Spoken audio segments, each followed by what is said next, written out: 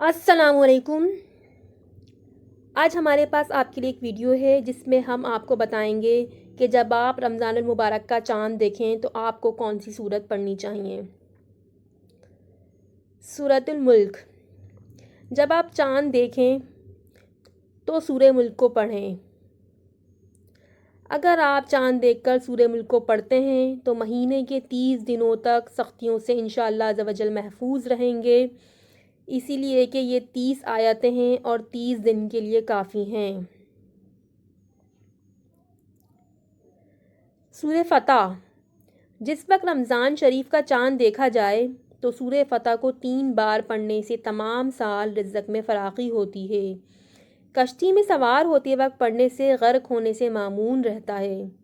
جدال اور قتال کے وقت لکھ کر پاس رکھنے سے حفاظت ہوتی ہے۔ سورہ قدر۔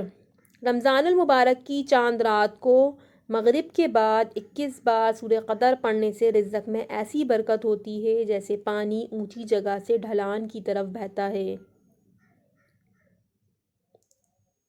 تو ناظرین، یہ 3 سورت تھیں، سورۃ الملک، سورۃ الفتح اینڈ سورہ قدر۔